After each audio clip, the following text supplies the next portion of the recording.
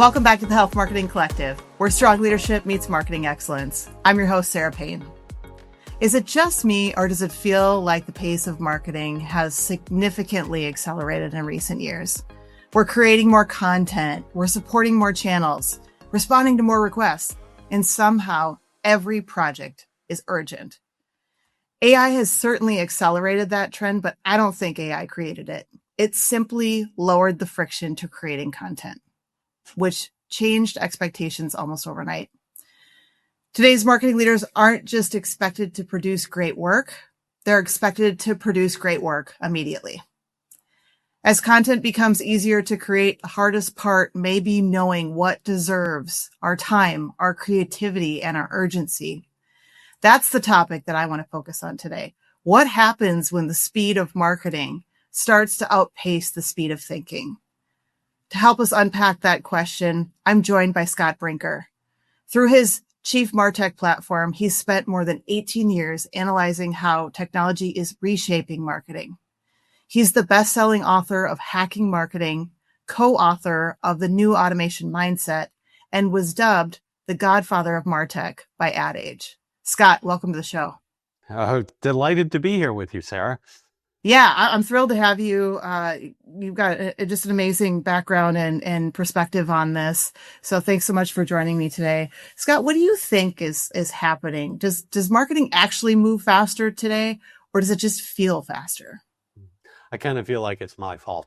That's not entirely like my fault, but like collectively, the marketing technology space, I think, is to blame for this acceleration, and in a variety of ways. I think you're right to say that AI is certainly contributing to it, but it's not where it began.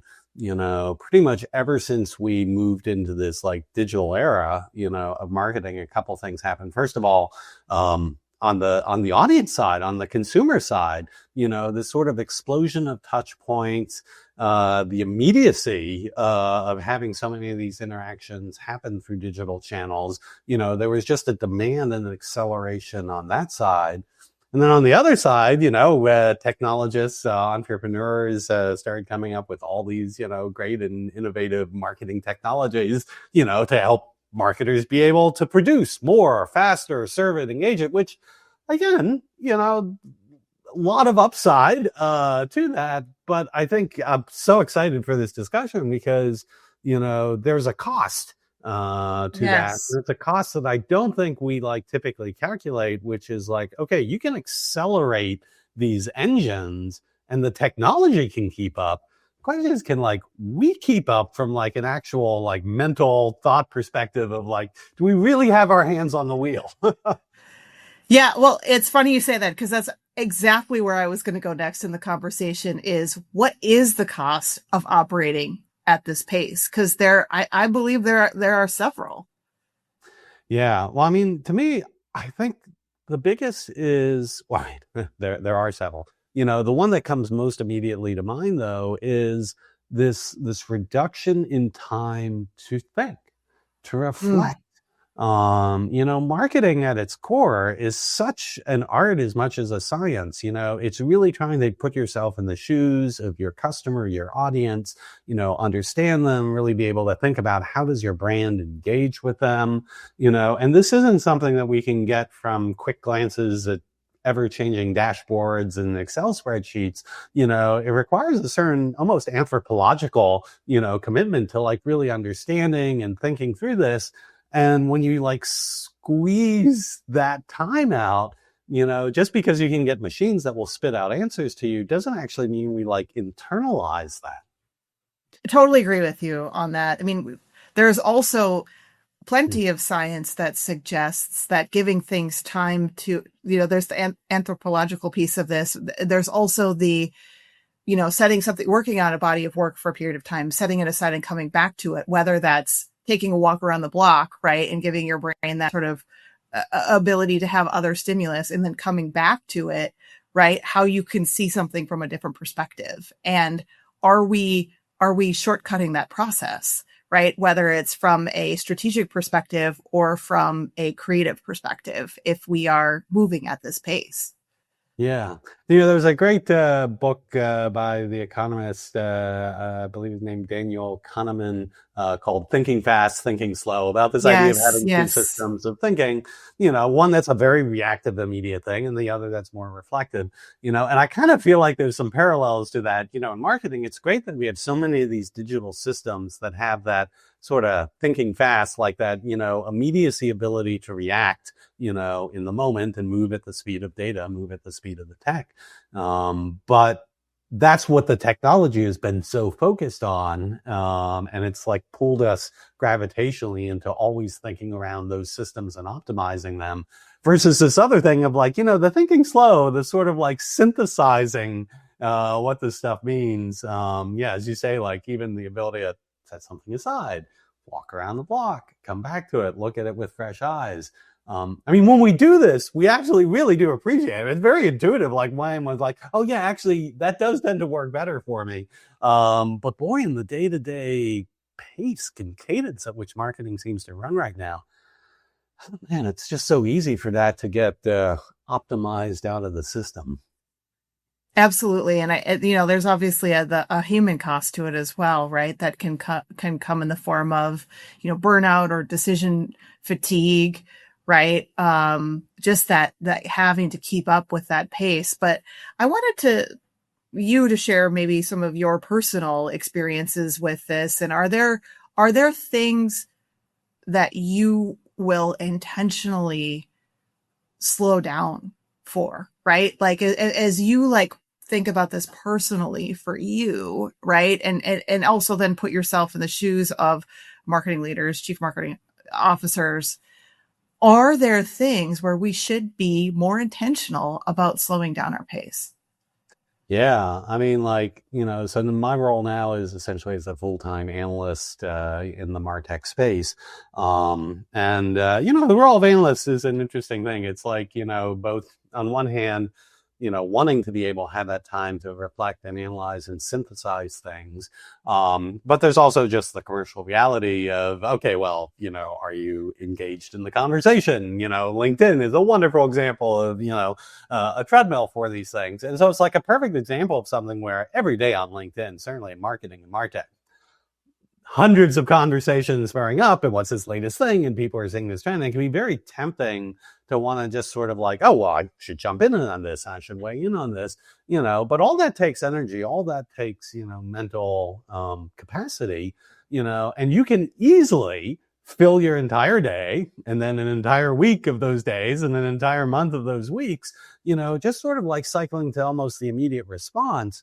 But at the end of the day, that's not actually where a lot of value gets created. At least from an analyst perspective, the only way I really create value is the degree to which I am able to like step back and sort of see like, okay, there's a larger pattern here. There's a whole bunch of noise. Can we sort of like, pull out the signal from the noise? And that is a process that does not lend itself to like, oh, I just look at it and instantly the answers appear out of heaven. It's one of these things where like, all right, you look at a pattern, you sort of come up with a hypothesis, you start to see a few things. All right, no, that hypothesis doesn't seem to, you just sort of have to iterate through that. And I suspect, having spent time with many marketers, this isn't entirely dissimilar to, when people are thinking about, their campaigns and their strategic evolution. There can be this urgency to want to respond to the moment, on some particular trend, or there's a competitive move, or, sales team is like, okay, we need something like right now that, Yes. But if you don't actually set aside this time to really think through like, okay, what are we trying to consistently represent into the market, about our business? How are we creating a brand, that people can recognize as a consistency? It has an authenticity to it. And that's the sort of stuff that, you just can't do it in a snap. You have to be able, to invest time in that. Yeah, there's a word that comes to mind as you're saying all of this, and it is discipline, right? It has been for a forever reality. It feels like that marketing will get I'm going to use the word interrupted by things that weren't planned, right? Whether it is a sales team request, whether it is a major initiative, new something that happened in the marketplace, a reaction to a competitive announcement, right? Like that's forever been a thing. And yes, it's been accelerated by marketing technology. But what you're talking about is the discipline as a marketing team, as a marketing leader, to know what are those core things that we are going to consistently deliver against, right? Yeah. Like we've told the organization, these are the 3 things or the 4 things that everything we do is going to ladder back to. And yes, we are going to need to respond to those real-time things, but not losing focus still on that consistency and that ability to come back to, we told the organization we were going to deliver against these things, right? And being able to maintain that discipline as these requests are coming in. Yeah, no, I love that way of framing it. There was a movement a number of years back. It sort of has fallen out of favor about this concept of agile marketing, which was essentially taking, this agile software development process, that the super short version of it is like, we organize a set priorities. We then, for a limited window of time, a sprint, a few weeks, we go through, we iterate. At the end of that, we evaluate what was done. We then make decisions, priorities for what we do in the next sprint. And one of the things I always really appreciated about adapting that to marketing is the fact that, yes, okay, things change in marketing, both from a, internal perspective, but frankly, even just externally, you put things out in market, you learn and, your audience and your customers change and then more. And so you need some sort of mechanism to be able to adapt. But it makes a really big difference between you say okay, the way we adapt is on any given day, people just throw stuff at us and we'll fix that, versus saying okay, we've got a process where absent anything that is truly on fire, put this in a backlog. We're in the middle of a 1 or 2 week sprint to focus on actually delivering something that we promised we were going to deliver. At the end of that sprint cycle, we're happy to look at the priorities and rejigger what do we do for this next sprint cycle. But it creates some sort of cadence that just says okay, not everything is change the priority in any given hour. It's more of well, we can adapt the priorities over a week by week or, a couple week basis.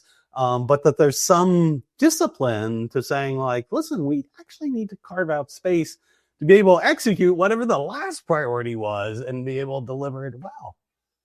Yeah. I mean, structure, cadence, those are, I think, really important frames here, because I think what marketing leaders need to do is create these healthy sort of operating rhythms for their teams and their organizations that protect strategic thinking, that protect creativity, but also honor, to your point, the things we said we were going to deliver. We need the time and the space to be able to go do that.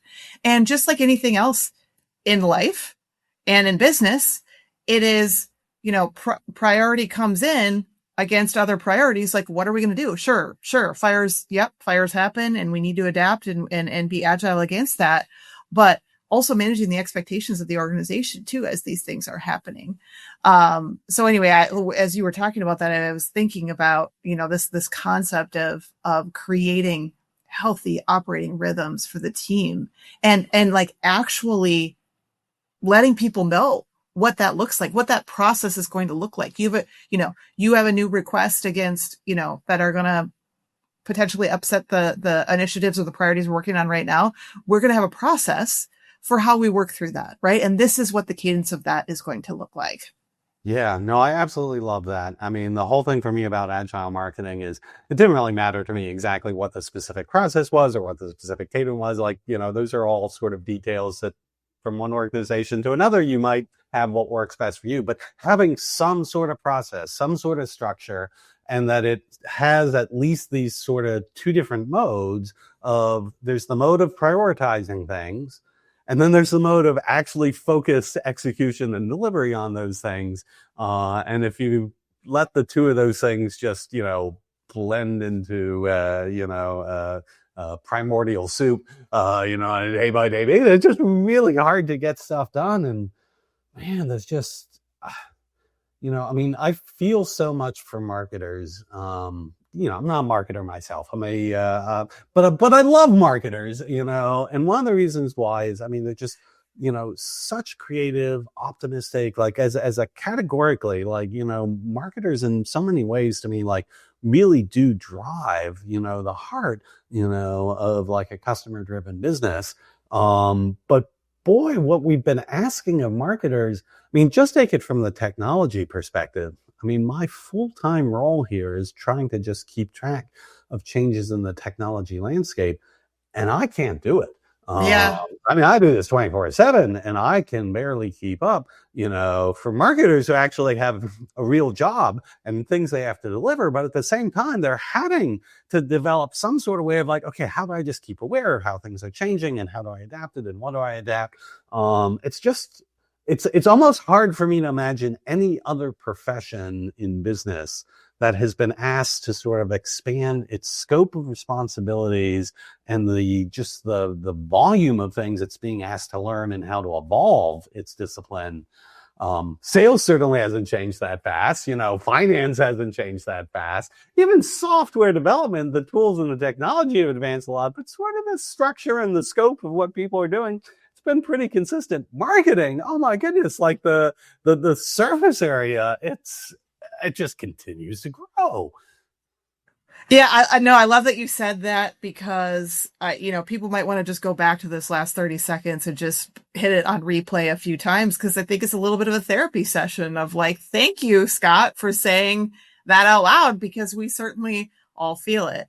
And I think another thing that comes up for me in this whole conversation is that we run the risk of confusing activity with progress, or rewarding responsiveness more than effectiveness. Mm-hmm. And I'm not saying responsiveness isn't important, but at what point does speed start to override quality or the strategic lens on something, right? And that is the balance that we're all trying to strike right now. Yeah, it's interesting. So many of the stakeholders around marketing are, like when they're coming to marketing, the asks are very like, it's urgent, it's immediate, it's all this. The one stakeholder who is on the opposite end of the spectrum very often is the CFO and the finance team, because actually they're like, listen, we actually really don't care what you're doing.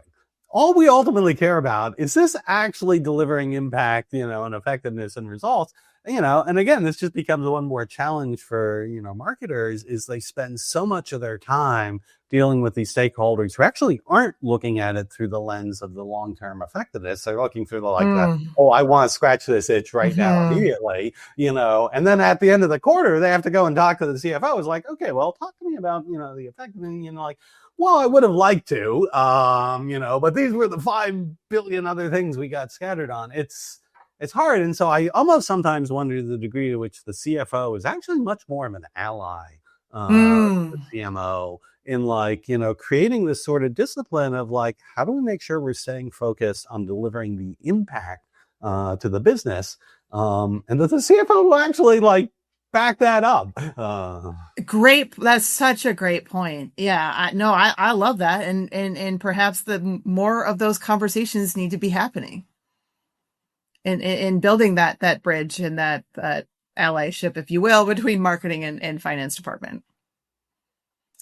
You're talking about, you are as an analyst watching everything, and this is a full-time job for you, and this is even difficult for you to keep up with, and you could just quote unquote singularly focus on that. I'm wondering, I'm going to ask a little bit of a rhetorical question. I think I know the answer to this, but then there's another question behind it, which is, is there any chance marketing slows back down?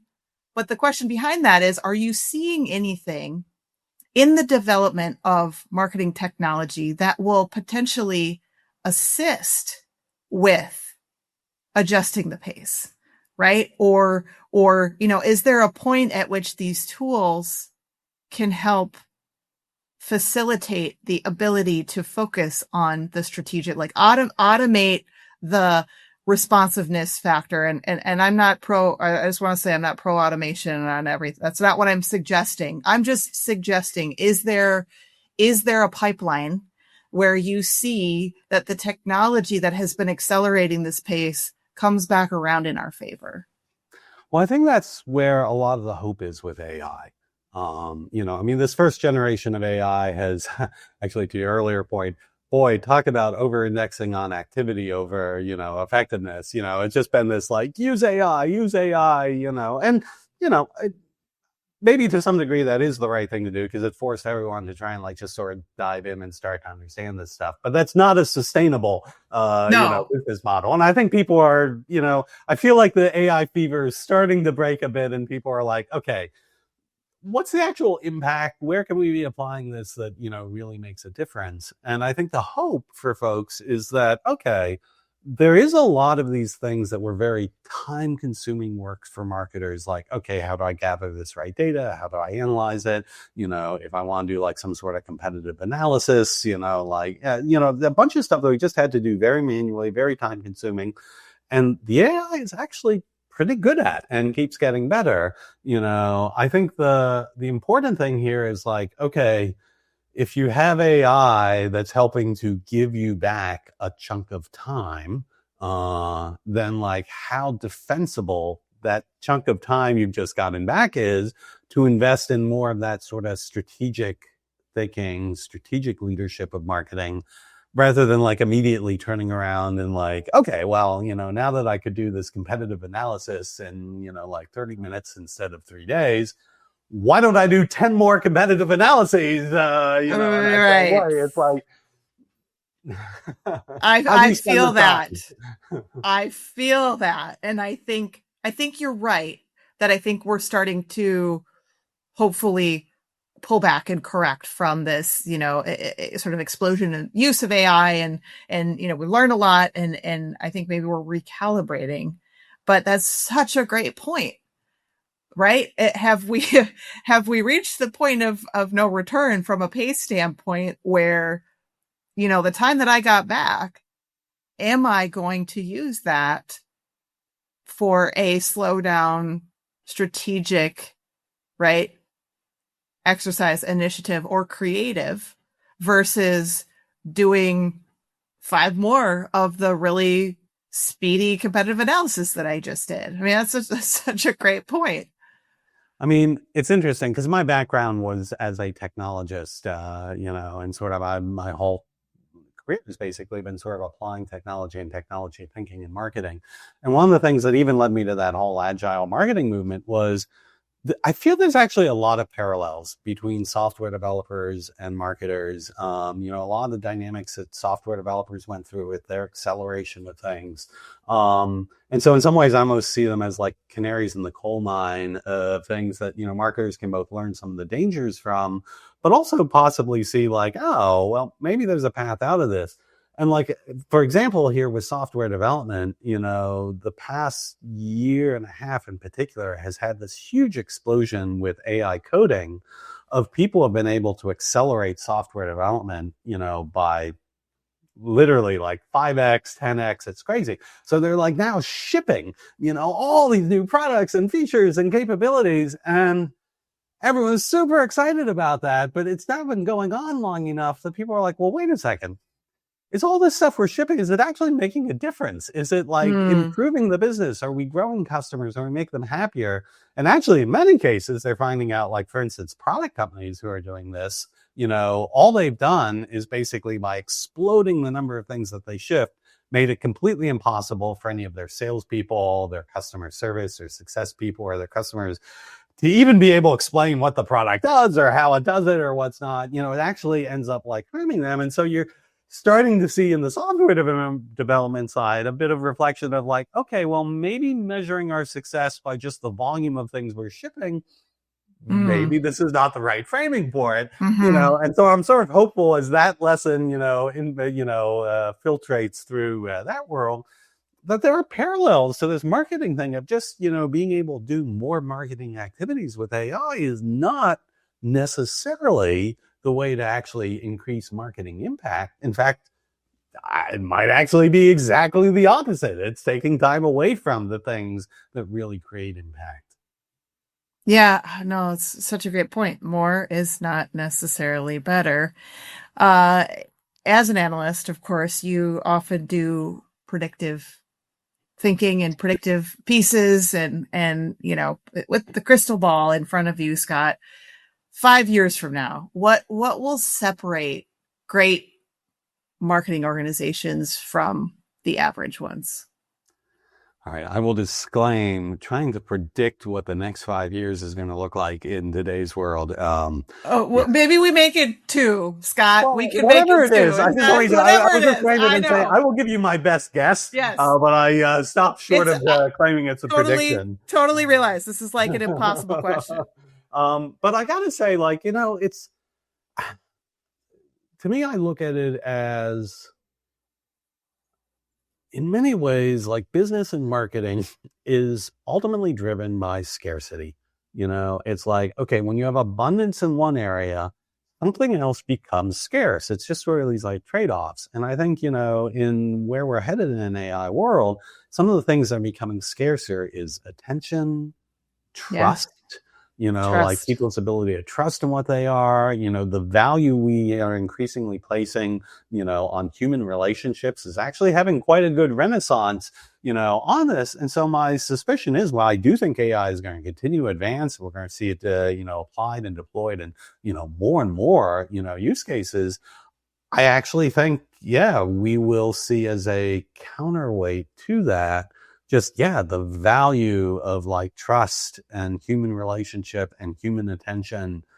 That's going to be the scarce thing that we're going to value even more. And I think great marketing, great brands are really going to be able to lean into that as, what they're strategically trying to focus on.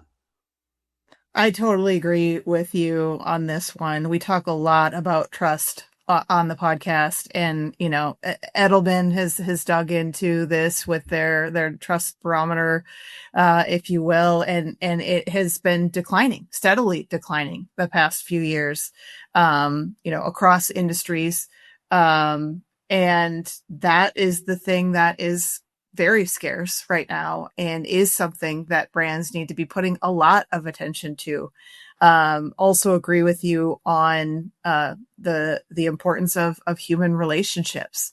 I think we're even seeing that now with in-person events are becoming sort of the in it thing again, and not just large group, but like sort of small, intimate gatherings of people to share knowledge and ideas and thinking. So I love that. I think you're spot on with that. I think we're going to see it sooner than later, and hopefully just gets richer on all of these things, right? Hopefully that trust barometer starts going back up again, and that, we as marketing leaders and brand leaders can see some success in changing that.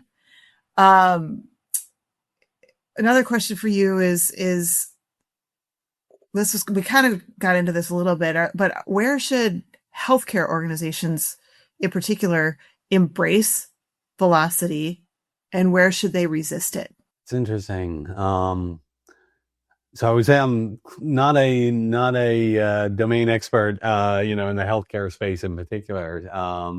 So consider this from a layman's perspective, view on that. But,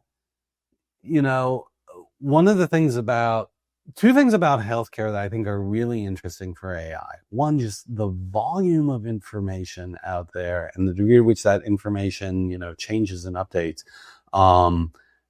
That feels like a phenomenal opportunity for AI. Because, certainly human-wise, and the human ways we've tried to maintain, and track all this stuff.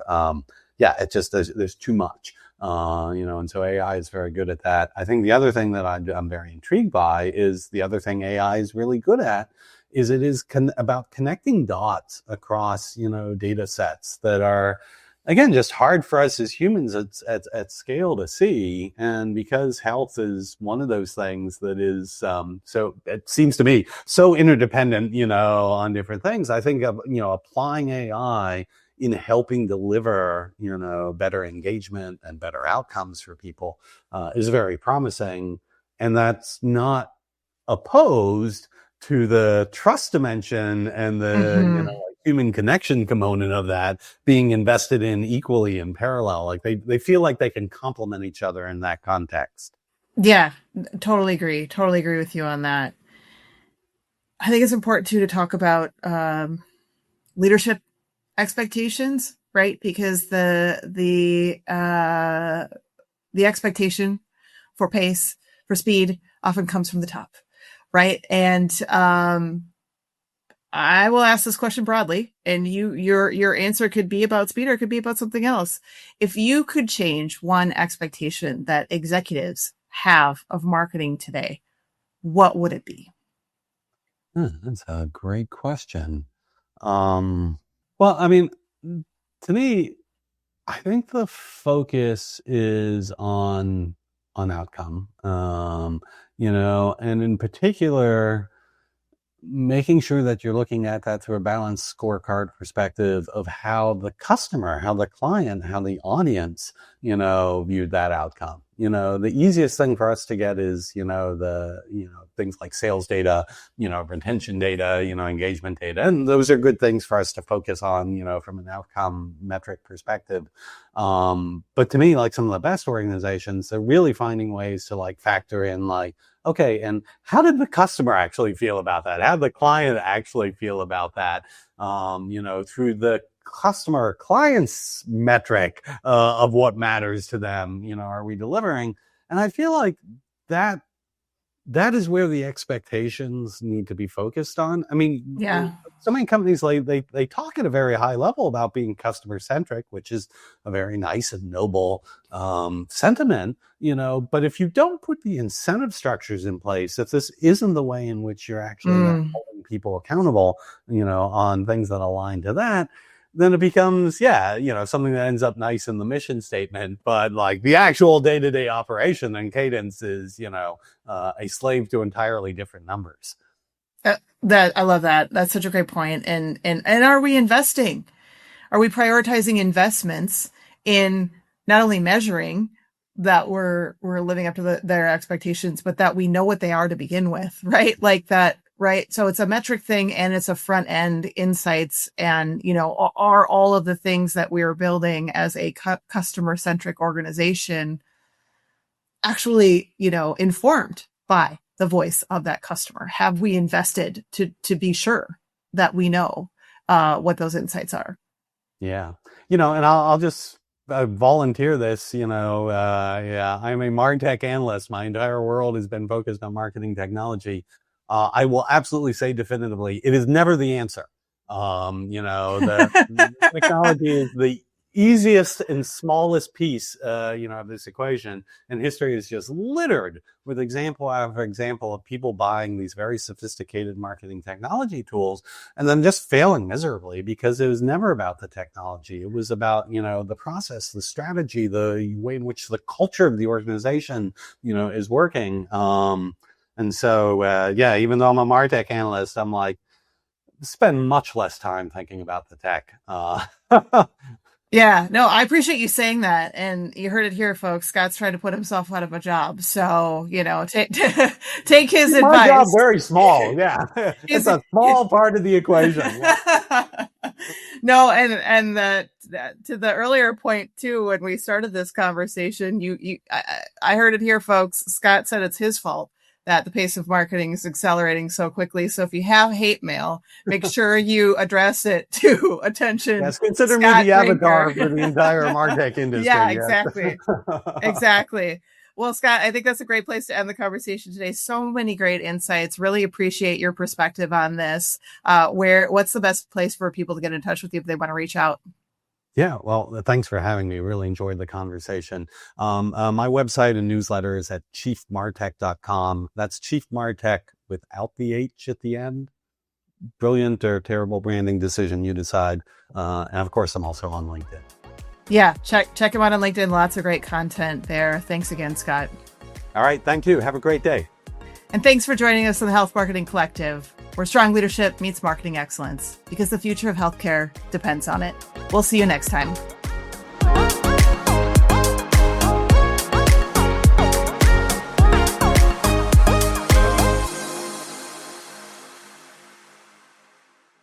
The Health Marketing Collective is powered by Imprella, a communications firm built for health brands determined to lead, not follow.